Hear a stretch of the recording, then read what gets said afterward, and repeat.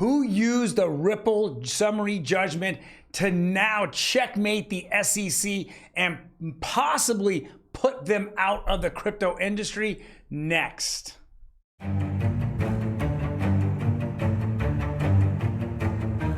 That article, as well as who the Bonnie and Clyde of Bitcoin is. We're going to go over all that today on OG Crypto and NFTs. Welcome, everyone. My name is Troy, and every day we go over the latest news in cryptocurrencies, blockchain technology, and NFTs. Not so much NFTs today. There's a lot going on. But before we jump into it, do me a favor. Hit that like button. Really would appreciate it. Helps us grow this channel. Now, let's go just take a dive right into this. This is Paul Greenwald, and Paul Greenwald is the chief legal officer over at Coinbase, and they are currently in a fight for their lives with the SEC. Now, what Paul Greenwald has done is he has followed the SEC Ripple case all the way down, watching it carefully because he knew that his case with the SEC would absolutely be affected by it. So 2 weeks ago, 3 weeks ago, when that summary judgment came down and it showed that secondary sales of XRP was not a security, he wanted to take advantage of it. And so this is one of several different posts that he put up. He also said that today, Friday, was not just a normal Friday, that it was going to be earth shaking, and that's what he was going to attack, and that's what he's doing here. Number one, by ignoring that precedence, the SEC has violated due process, abused its discretion, and abandoned its own early interpretations of the securities laws. By ignoring the precedents, the SEC has trampled the strict boundaries on its basic authority set by Congress. So basically what he's saying here, and this is a three-part tweet, okay? First part was, hey, it's going to be a crazy Friday. We're going to set precedents. This is all about the SEC stretching out their authority over laws that were 80 years old and trying to apply them to crypto, which they lost that battle during the SEC Ripple case. And so that's what he's trying to say here, is that secondary sales, doesn't matter what secondary sales, as long as you're buying it from a third party, that's what an exchange is. The end user doesn't have any contract directly with the company Ripple. Yes, do they have somewhat of an agreement with that exchange? Yes, but that exchange doesn't have an agreement that supersedes all the way down to who they sell those tokens and coins to. And that's what they're saying. It's not a legal binding contract. Nobody signs it. And that's where he's saying that the SEC has now gone out of its way to try to make that point. And that if they lose on this case, this will be checkmate. They will be done. SEC will not be part of this. We already have a big GOP presence and Richie Torres over on the Democrat side. They're getting together and they're trying to put bills to pass through the House of Representatives. And then I don't know what's going to happen over the Senate. It's going to be a big talking point for the elections that are happening in 15 months because there's going to be a lot of pressure on the blue team to do something. Otherwise, they're going to lose votes just on this one thing. All right, so let's go to the next one here. Bonnie and Clyde, Bitcoin Bonnie and Clyde plead guilty to money laundering hacked crypto. The married couple and Elliot Lichtenstein and Heather Morgan admitted hiding funds stolen from Bitfinex. So they hacked Bitfinex.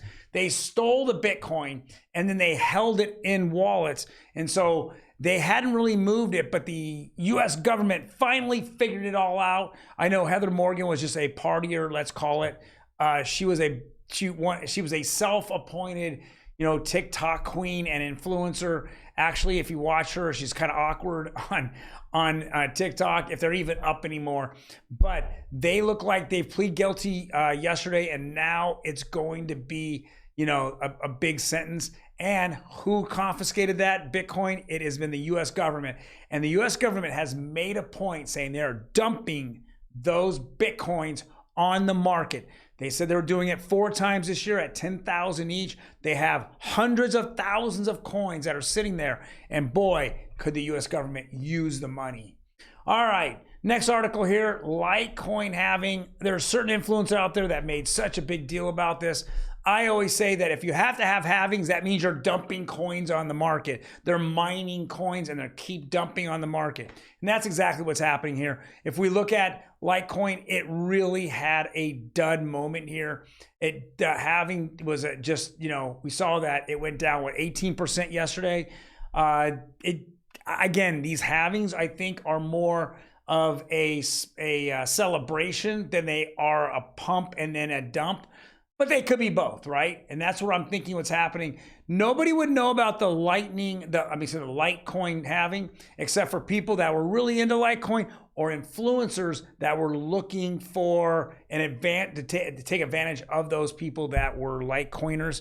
I know a few influencers that talked about it, but most people didn't, because it didn't really mean anything. And obviously, it didn't help the coin's price. All right, and last but not least, one coin that's pumping right now is Casper Labs, CSPR. And there's been a lot of rumors going around that there's going to be big announcements, including, these 25 million NFTs that are tied to big companies and some of their technology. That is something that has been, they're going to mint those on NFTs. We're going to find out what's happening. We will follow up on Monday on this, but it's big news. We've gone up about 8% on Casper Labs. It is a utility token. It is going to be for, companies to talk internally with each other amongst them, and then being able to have gates where those will be a security within a company. But then when the gate opens, and they can talk to the rest of the world or to other companies. It is enterprise finance that actually they're going after, enterprise businesses as well. So that is something we're looking forward to. So I'm hoping we're seeing something big happen over the weekend. It is the next coin. I think personally, the next utility coin to pump. It was XRP, 2 weeks ago. It's been XDC this week. My Lord, XDC has gone up. It touched at 300%. Now it's come down a little bit. It's up about 200% at the moment. But it's kind of crazy, man. I'm telling you, utility bull run is coming around the corner. It's not about speculation anymore, because more and more companies that want to come into this space, they want to know that the coin isn't about something that's going to happen in the future and that they're building. They want something that actually can be used in a day-to-day real world environment that's going to solve a problem. And that's what Casper Labs does. Well, guys, thank you very much for joining me today. It is a pleasure. I will have another video out tomorrow, a Saturday edition. It's going to be about, you got it, the FOIA release. The Freedom of Information Act. There was a release of a bunch of documents all surrounding the bill, him and emails. But now we're seeing more communications to see what a slime bucket him and Joe Lubin were. My God. Talk about market manipulation. Those two literally manipulated the market, them and a bunch of the VCs that were all in it. Check us out tomorrow's video. You guys take care. I'll see you later.